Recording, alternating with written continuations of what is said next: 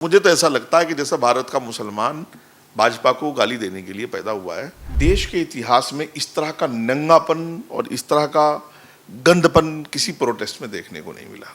वो केजरीवाल, वो मनीष सिसोदिया, वो आतिशी जो कूद कूद करके बैरिकेड्स कूद कूद के जा रहे थे, लोगों को लीड करने के लिए कह रहे थे नौजवान को बाहर आना होगा। क्या हुआ उनको? झारखंड जाने में क्या फ्लाइट नहीं मिल रही है उनको? पॉलिटिकल पार्टियों का एक एजेंडा था और एक इसके पीछे अच्छी खासी साजिश थी, देश को नेपाल बनाने जैसी साजिश। झारखंड का प्रोटेस्ट छात्रों का प्रोटेस्ट है और यहाँ नंग और गंदे, घटिया और मैं समझूंगा जो एंटी नेशनलिस्ट हैं, राष्ट्र के खिलाफ लोग हैं, देशद्रोही लोग हैं, उनका प्रदर्शन था। आज तक आपने नहीं देखा होगा कि एबीवीपी के छात्रों ने देश के लिए, राष्ट्र के लिए, फोर्सेस के लिए या देश में बैठे पदों पर या आम आदमी के लिए भी किसी आपत्तिजनक, अपमानजनक, अभद्र भाषा का यूज किया हो। ये मैं आपको चैलेंज के साथ कह रहा हूं। नमस्कार, मैं हूं माही सिंह और आप देख रहे हैं द न्यूज पेपर। एक तरफ जंतर मंतर का प्रोटेस्ट, दूसरी तरफ झारखंड का प्रोटेस्ट। लेकिन झारखंड के प्रोटेस्ट में आखिरकार लोग इतने शांत क्यों हैं, इतने चुप क्यों हैं? सबके फोन के कैमरे खराब क्यों हो गए हैं? क्यों कोई खुलकर नहीं बोल रहा है? चाहे बॉलीवुड गैंग, विशाल ददलानी, कुणाल कामरा, अभिजीत दीपके, सौरभ दास, सब कहाँ चले गए? झारखंड को लेकर क्या स्टूडेंट को, उनको लेकर कोई दिक्कत नहीं आ रही? उनको कोई परेशानी नहीं हो रही है कि वो बच्चों के लिए आवाज़ उठाएं? ये दोगला जो चरित्र दिख रहा है, ये जो दोगला रवैया दिख रहा है, वो कैसा है? आज इन्हीं तमाम मुद्दों पर चर्चा करेंगे, जानेंगे। हमारे साथ वजाहत खान सर जुड़े हैं, इनसे जानते हैं।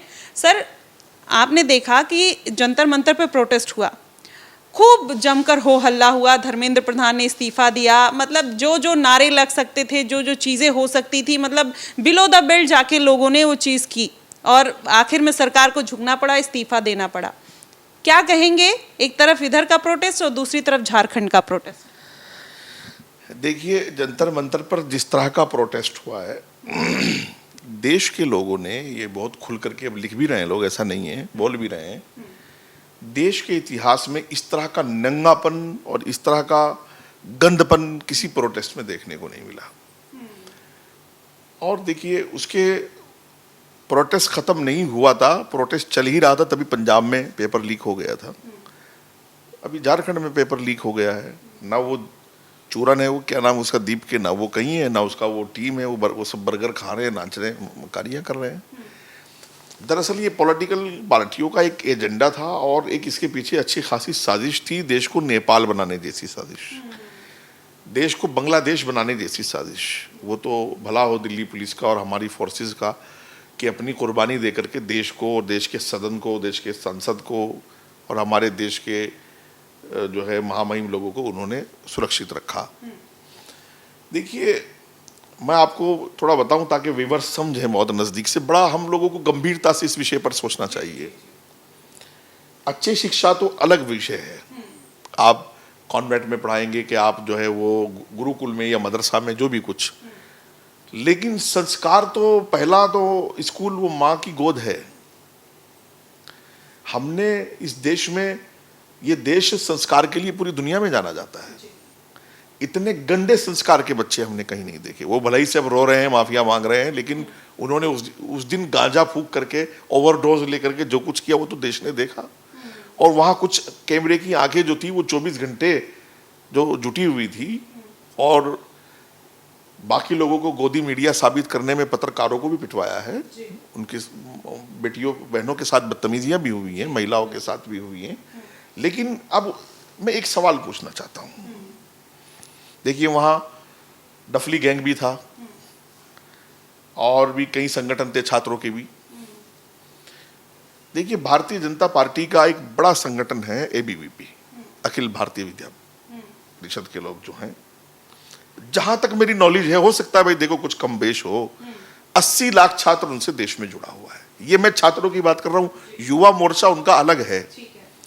लेकिन आज तक आपने नहीं देखा होगा कि एबीवीपी के छात्रों ने देश के लिए, राष्ट्र के लिए, फोर्सेस के लिए या देश में बैठे पदों पर या आम आदमी के लिए भी किसी आपत्तिजनक, अपमानजनक, अभद्र भाषा का यूज किया हो। ये मैं आपको चैलेंज के साथ कह रहा हूं। जबकि वो भी युवा हैं, जबकि वो भी स्टूडेंट्स हैं, वो भी पढ़ रहे हैं, उन्हीं में से बच्चे अच्छे अच्छे निकल के आते। क्यों? इसकी वजह क्या है? क्योंकि एबीवीपी जो है वो ऐसा छात्र संगठन है कि जो राष्ट्र के लिए तो समर्पित है ही है, लेकिन वो भारतीय जनता पार्टी को भी अपनी मां जैसे मानता है। और भारतीय जनता पार्टी अपने कार्यकर्ताओं को ये संस्कार देती नहीं है कि आप गालियां दो, आप फालतू की बातें करो, आप फोर्सेस को पीटो, आप पत्थर फेंको, आप राष्ट्र को नुकसान पहुंचाओ। वो तो राष्ट्र के लिए समर्पित संगठन है। देखिए झारखंड में मैं कल एक इंटरव्यू देख रहा था, और हो सकता है आपके व्यूअर्स तक भी पहुंच गया हो। जो बच्चे बैठे हैं कितने शांत बैठे हैं, और उन्होंने बात क्या कि हमें इस्तीफा नहीं चाहिए। उन्होंने कहा हमें व्यवस्था ठीक हो, सिस्टम ठीक हो। और ये तो कहते हैं झुकने वाला चाहिए, झुकाने न जाने क्या उसने स्टेटमेंट दिया था। भाई देखो, अब इनको मैं ये भी याद दिला दूं कि धर्मेंद्र प्रधान से लेकर के और भारतीय जनता पार्टी के ये सब लोग जो है वो अखिल भारतीय विद्या परिषद से ही निकल करके सब लोग आए हैं। आपने धर्मेंद्र प्रधान के इस्तीफे में ये बात एड आपको दिखी होगी कि वो राष्ट्र के लिए इस्तीफा दे रहे हैं, देश को बचाना है। गद्दी आती जाती रहती है, और जरूरी नहीं कि वो वही मिनिस्टर रहते, उनसे पहले भी बहुत मिनिस्टर रहे, उनके बाद भी बहुत लोग मिनिस्टर रहेंगे। लेकिन वो पेपर लीक के बहाने देश को आग लगाना नहीं चाहते। अच्छा, वो केजरीवाल, वो मनीष सिसोदिया, वो आतिशी जो कूद करके बैरिकेड्स कूद के जा रहे थे लोगों को लीड करने के लिए, कह रहे थे नौजवान को बाहर आना होगा। क्या हुआ उनको? झारखंड जाने में क्या फ्लाइट नहीं मिल रही है उनको? अभिजीत दीपके कह रहे हैं कि उनको टाइफाइड हो गया है और वो जाएंगे, लेकिन अभी तक सीजेपी के जो पेज है, जो पेज हैंडल है, उस पर एक भी उन्होंने पोस्ट नहीं डाला है, ना कोई ऐसा स्टेटमेंट दिया है, ना कोई रील डाली है, बस वीडियो कॉल पे बात कर रहे हैं। नहीं, वो अकेले तो है नहीं, 3-4 चूरन है, एक तो निकाल दिया, 2 चूरन तो और है ना उनके पास, उनको भेजे। वो पंजाब कितना है उनसे? भाई वो हरियाणा में रहते हैं, पंजाब उनसे 50 किलोमीटर की दूरी पर भी नहीं है। पंजाब के लिए एक लफ्ज उनके मुंह से नहीं, एक शब्द भी नहीं निकला है। और मैं कहता हूं जिस तरह की वो एक बड़ा षड्यंत्र था दिल्ली को तोड़ने का, देश को तोड़ने का, देश की कैपिटल को, देश के एक धरोहर को आग लगाने का, वो एक बड़ी साजिश थी। वो नाकाम हुई है। देश ने देखा, देश के सामने इनकी पोल खुल गई है। अब मैं आपको एक चीज और बता दूं, जितने भी संगठन काम करते हैं, छात्रों का जो अपना एक नजरिया है, स्टूडेंट्स का जो अपना एक नजरिया है, वो यूनिवर्सिटी के हों, कॉलेज के हों, छोटे हों, बड़े हों, स्टूडेंट को ये ख्याल रहता है कि मैं कैमरे के सामने आ रहा हूं, मेरे स्कूल के शिक्षक भी देखेंगे, मेरे माँ बाप भी देखेंगे, मेरे यार दोस्त भी देखेंगे, और सबसे बड़ा जो चैलेंज किसी भी स्टूडेंट के सामने वो उसके फ्यूचर का है। आपने ये देखा होगा, कई बार घरों में छोटी मोटी लड़ाइयाँ भी हो जाती हैं, बच्चों के ऊपर भी कई बार वो चीज़ें आती हैं, तो वो माँ बाप एक दुहाई देते हैं कि साहब हमारे ऊपर केस कर लो, बच्चे का नाम नहीं आना चाहिए, इसका फ्यूचर खराब हो जाएगा, 12वीं में 10वीं में बच्चा हमारा पढ़ रहा है। हम तो ऐसे केस देखते ही रहते हैं, जो कि फील्ड में रहते हैं। तो इतना सेफ फ्यूचर स्टूडेंट का रखने की कोशिश होती है इस देश में।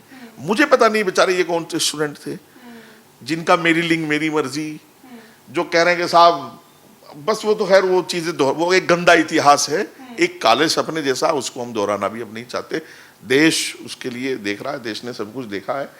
और मैं तो बड़ा दिल समझूंगा हमारे माननीय प्राइम मिनिस्टर का कि उन्होंने इतनी गालियां खाकर, उनकी स्वर्गीय माँ को इतनी गालियां मिली है, तो भी उन्होंने कहा भाई इनको माफ कर दो, ये नादान है। ये बहुत बड़ापन। उसमें भी तो कह रहे हैं ना, सौरभ दास ने खुलकर बोला कि वो कौन सा बड़ा दिल दिखा रहे हैं कि उन्होंने माफ कर दिया। इस देश में गाली देना कोई अपराध है? ये तो लोकतंत्र का पार्ट है। और दूसरी बात, पीएम मोदी कौन से भगवान है जो उनको गाली नहीं दी जा सकती? हाँ तो सही है, ये इतनी सब बकवास इसी देश में हो सकती है कि भगवान को भी गाली मिले। बहुत लोगों ने भगवान को भी गाली दी है। जब आप इस बात पर, वो दीप के कह रहा है, तो उन्हीं के मंचों पर तो मिली है भगवान को गालियां। भगवान राम को थप्पड़ भी उनकी तस्वीर को मारते हुए। मैं कह रहा हूँ सनातन राष्ट्र के खिलाफ, हिंदू राष्ट्र के खिलाफ, भगवान राम के खिलाफ, और 100 करोड़ सनातनियों की आस्था के खिलाफ सब कुछ उनके मंच पे बोला गया है भाई। तो वो भाई दीप के या उनके जो सौरभ दास कह रहे हैं, वो उनके अपने संस्कार होंगे। हमारे देश के संस्कार और हमारे देश के डीएनए में ऐसा नहीं है। हम तो संस्कारी लोग हैं, ना हम गालियां देना जानते हैं। हाँ, एक पिता तुल्य इंसान को, प्राइम मिनिस्टर की कुर्सी एक तरफ रख दीजिए आप थोड़ी देर को, उनकी उम्र देखिए कितनी है। आप ये देखिए उन्होंने देश को कितना, इनकी सबकी उम्र इतनी नहीं जितना उन्होंने टाइम देश को दे दिया है माननीय प्रधानमंत्री जी ने। तो मैं समझता हूं कि अगर आपके संस्कार ऐसे हैं कि आप गाली को गाली नहीं मानते और इसको बुराई नहीं समझते, तो आपको मुबारक हो। आप ये यूरोप के संस्कार अपने पास रखें।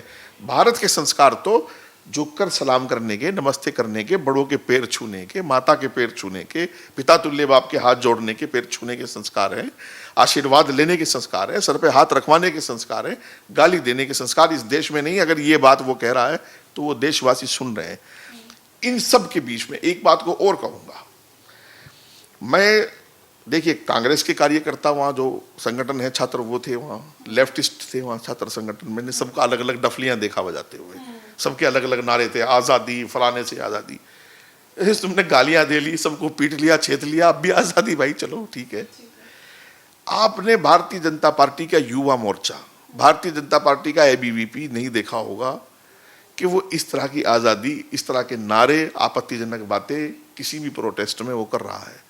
आपने नहीं देखा होगा कि वो उग्र होकर के इनके खिलाफ आया है, नहीं आया है। क्यों? कानून का सम्मान करना, संस्कार का सम्मान करना, ये मैं समझता हूं कि ये माँ बाप शिक्षक हर वो पार्टी, हर वो संगठन सिखाता है जिससे आप जुड़े हुए हो। अभी आपने देखा कि झारखंड में बच्चे सूखी रोटी खा रहे थे, हाथ में चावल, मतलब सूखा चावल खा रहे थे, और यहाँ पर मोहम्मद जुनैद जो हैं, आपने देखा 10 से 12 लाख एक दिन में स्पेंड कर रहे थे, और उसके बाद उनके ऊपर पुलिस की कार्रवाई होती है, पूछा जाता है कि भाई इतना फंड्स कहाँ से आया, आपकी एक छोटी सी दुकान है, उस पर भी बड़ी बवाल बचा। तो ये दोहरा चरित्र क्यों देखने को मिल रहा है? ना दुबई से, ना सऊदी से अब कोई पिज़्ज़ा बर्गर नहीं आ रहा है। आपने जंतर मंतर पे देखा होगा, मतलब ये इसी देश में रह के दो तरीके के प्रोटेस्ट और दो तरीके की सरकार, दो तरीके की आग क्यों हो रही है? देखिए मैं तो पूछ रहा हूँ लोगों से, मैं तो बराबर पूछ रहा हूँ, सोशल मीडिया के जरिए भी पूछ रहा हूँ और अब आपके जरिए भी पूछ रहा हूँ। भाई वही स्टूडेंट, अगर आप मानते हैं कि वो स्टूडेंट का धरना था, आपने शोर मचाया, स्टूडेंट को पुलिस ने मारा, पीटा, ये किया, वो किया, बदतमीजियां हुई, वही स्टूडेंट वहां बैठे हैं और पेपर लीक ही की बात कर रहे हैं, सिस्टम सही करने की बात कर रहे हैं। यहाँ एक एक टाइम में 2-2 हज़ार ऑर्डर पिज़्ज़ा और दुबई से, कतर से, कहाँ से। आपने देखा होगा मीडिया वालों ने डिलीवरी वालों को पूछा, भाई कहाँ से लाए हो साहब इतना खाना है? वो दुबई से ऑर्डर आया है, कुवैत से ऑर्डर आया है, कतर से, बांग्लादेश से भी ऑर्डर आया है। अब ये देखिएगा मुझे कि वहाँ भी वही लोग बैठे हैं कि वहाँ पानी का एक कैन भी उनके पास नहीं पहुँच रहा है, और यहाँ ये लोग थे सैकड़ों, मुझे वहाँ बताया है कुछ लोगों ने जो आंखों देख करके आए हैं कि सैकड़ों लोगों का खाना डेली खराब होता था, ऐसे डस्टबिन में जाता था। तो मुझे ये बताइएगा, ये दो, अच्छा वहाँ यहाँ 400 से ज़्यादा हैंडल पुलिस ने वेरीफाई किए हैं जो ISI और अल-अंसार और दहशतगर्द तंजीमों के साथ, संगठनों के साथ मिल करके यहाँ अलगाववाद फैला रहे थे। वहाँ एक संगठन मुझे दिखा दीजिएगा, आप नहीं दिखाओगे, क्योंकि वो छात्र जो हैं, मैं बहुत खुश हुआ कल उनकी बात सुन करके।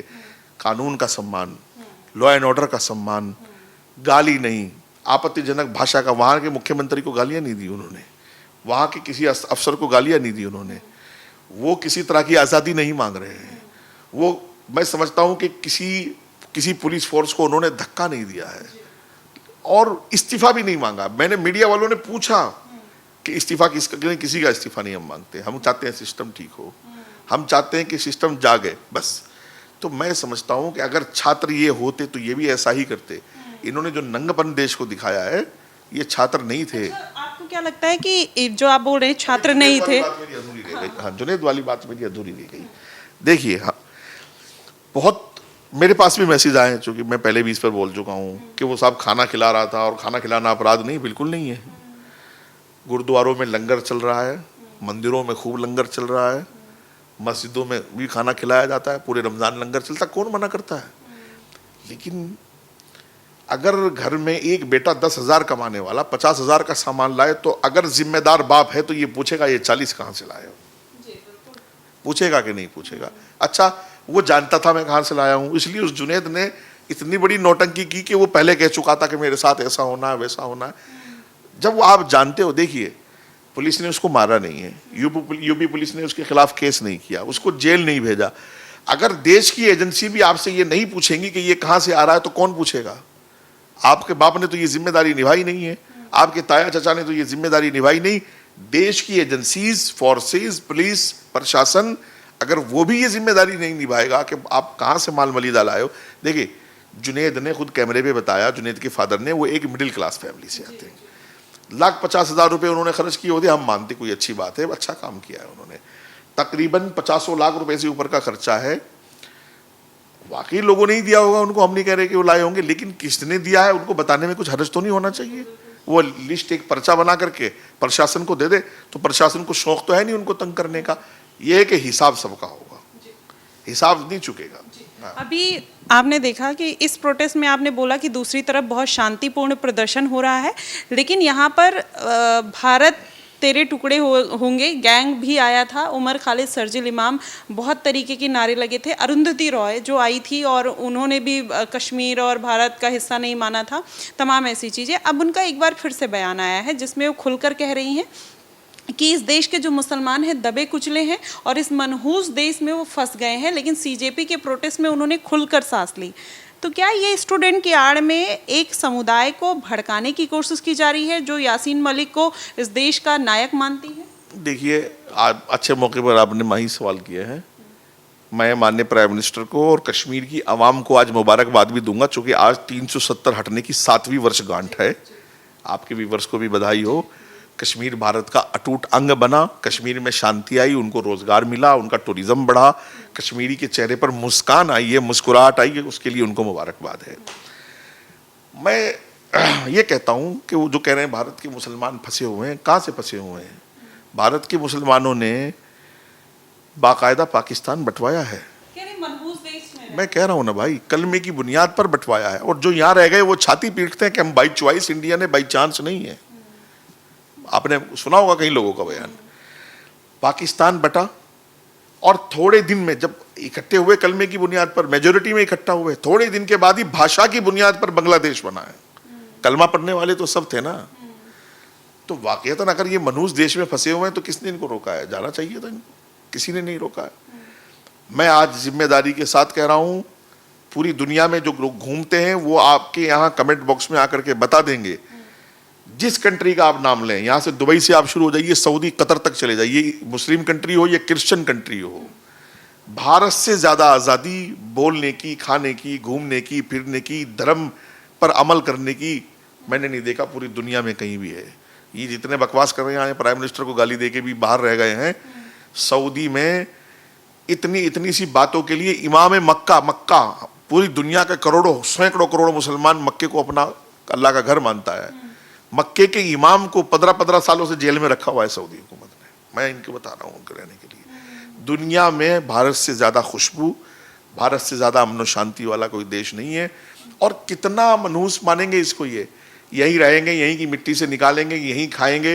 अच्छा, इन्होंने भी तो हद की हुई है, कोई मौका छोड़ते नहीं है। ट्रिपल तलाक महिलाओं के लिए आएगा तो छाती मुस्लिम पर्सनल ला पीटेगी। वक्फ बोर्ड जो है गरीब मुसलमानों के लिए हुकूमत काम करनी चाहेगी तो ये आ जाएंगे सब कांग्रेसी और समाजवादी मुसलमान, पॉलिटिकल मुसलमान छाती पीटने। कोई मौका ये छोड़ते नहीं है। बस मुझे तो ऐसा लगता है कि जैसा भारत का मुसलमान भाजपा को गाली देने के लिए पैदा हुआ है और विश्व हिंद परिषद और हिंदू के नाम। अच्छा, मैं दूसरी बात कहूंगा, इनको बुरी लगती है फिर वो, अब इनको हिंदू के नाम से परेशानी हो रही है। अब इनको हिंदू से, मैं कई बार कह चुका हूं, जब आपको साथ रहे, आपने बाई चॉइस इंडिया को चुना तो आपको पता था कि ये अब सनातन का देश है, इसमें मेजोरिटी सनातन की है। तो अब उनसे बैर किस बात की है? आप लोगों को नफरत किस बात की है लफ्ज हिंदू से? है ये गलत बात है। अब वो आज विश्व हिंद परिषद को गालियां दे रहे हैं, आरएसएस को, बजरंग दल को। तो ये लबनान, सीरिया और ईरान और इधर दुनिया भर के मुल्कों में जो कत्लो गारतगिरी तुमने मचाई हुई है, वहां किसको गालियां दोगे आप? बहरहाल बात लंबी हो जाएगी। भारत खूबसूरत मुल्क है और मैं नहीं समझता कि मुसलमानों को इतनी आज़ादी कहीं। इनलीगल मदरसे इनके पास, इनलीगल मस्जिदें इन्होंने खोली हुई हैं, सारी ज़मीनें सरकार की कब्जा कर करके इन्होंने पता नहीं क्या क्या बना दिया, और फिर आज़ादी इनको नहीं मिल रही है। फिर ये मनहूस वो बेचारी कौन है, क्या कह रही हैं, उनके दिमाग को इलाज की ज़रूरत है। बहरहाल कश्मीर भारत का अटूट हिस्सा है। आज देखिएगा, 75 साल के आज़ादी के इतिहास में किसी प्राइम मिनिस्टर ने सोचा? मैं कश्मीर की ओर से भी कहता हूँ, यार निकलो भाई। और कश्मीरी ज़्यादातर निकल चुका, मैं तो जाके आता हूँ कश्मीर, साल में 2-2 चक्कर लगते हैं मेरे। आज आप दिल्ली से जाइएगा, आप 7-6 घंटे में कश्मीर श्रीनगर पहुँच जाएंगे। अगर कश्मीर को एक्सप्रेस वे से जोड़ा है तो भारत के प्राइम मिनिस्टर ने जोड़ा है। आज कश्मीरियों को पूरी हिंदुस्तान में रोजगार करने में, आने जाने में कोई दिक्कत नहीं। भारत रेलवे से कश्मीर को जोड़ा गया। आप देखिएगा, वंदे भारत जा रही है। आप कभी कश्मीर जाएं आप, तो वहां जाकर के जायजा लें कि आज कश्मीरी लाल चौक पे कर्फ्यू नहीं लगता है, आज वहां तिरंगा शान से लहरा रहा है, आज कश्मीरी बेरोजगार नहीं। पत्थर नहीं फेंक रहा है। आज कश्मीरियों को रोजगार मिला है, आज कश्मीरी खुशहाल है, तो ये रोने ना रोए। अभी आपने नहीं यार, पता नहीं क्यों कौन सी दुनिया में अभी वो पाकिस्तान ने जो कश्मीर कब्जा की हुई है, पीओके कश्मीर, आपने देखा होगा वहां से महिलाओं के, आप जैसी बच्चियों के वहां से चीखें आई हैं कि हमें बचाए भारत, भारत की फौज से मदद मांगी है। तो अब तो ये शर्म करें, डूब मर जाए कहीं। बलोचिस्तान भारत से मदद मांग रहा है, खैबर पख्तूनख्वा मदद मांग रहा है, कश्मीर मदद मांग रहा है, सारे लोग तो भारत से मदद मांग रहे हैं, पाकिस्तान वाले, अफगानिस्तान वाले मदद मांग रहे हैं। तो अब ये डूब मरे ना, ये कहाँ डूब मरेंगे। सर ये जो प्रोटेस्ट हुआ, क्या जंतर मंतर का प्रोटेस्ट वामपंथी और मार्क्सवादी था, और जो झारखंड का प्रोटेस्ट है वो अहिंसावादी और कह लीजिए कि एक पीस और जिस हिसाब से होना चाहिए था वो? मैं इसको दूसरे शब्दों में कहूँगा, झारखंड का प्रोटेस्ट छात्रों का प्रोटेस्ट है, और यहाँ नंग और गंदे घटिया, और मैं समझूंगा जो एंटी नेशनलिस्ट हैं, राष्ट्र के खिलाफ लोग हैं, देशद्रोही लोग हैं, उनका प्रदर्शन था। दोनों में फर्क है। तो आपने सुना, जो लोग इस चीज़ को फर्क नहीं कर पाते हैं, झारखंड और जंतर मंतर दोनों को अगर एक बार कंपैरिजन आप भी करेंगे, देखेंगे और सर की बातों को समझेंगे, तो शायद आपको समझ में आएगा कि देशभक्त होना और देश विरोधी होना, एक पार्टी को नीचा दिखाने के लिए, दोनों में बहुत बड़ा फर्क है। और वो फर्क शायद अब सबको समझ आने लगा है। आपको समझ आया है या नहीं समझ में आया है, सीजेपी गेम खेल रही थी कुछ पार्टियों से फंड लेके, और जैसे ही एजेंडा पूरा हुआ, अब वो केवल प्रोटेस्ट खत्म होने का इंतजार कर रहे हैं। जैसे ही प्रोटेस्ट खत्म होने लगेगा, अभिजीत दीपके वहां पर एंट्री मारेंगे और अपनी प्रेजेंस दिखाएंगे और एक सिंपैथी कार्ड भी खेलते हुए नजर आ सकते हैं। फिलहाल आप क्या सोचते हैं, आप हमें जरूर बताइएगा। फिलहाल के लिए बस इतना ही। देश और दुनिया की तमाम खबरों के लिए हमारे साथ बने रहिएगा द न्यूज़पेपर पे। धन्यवाद।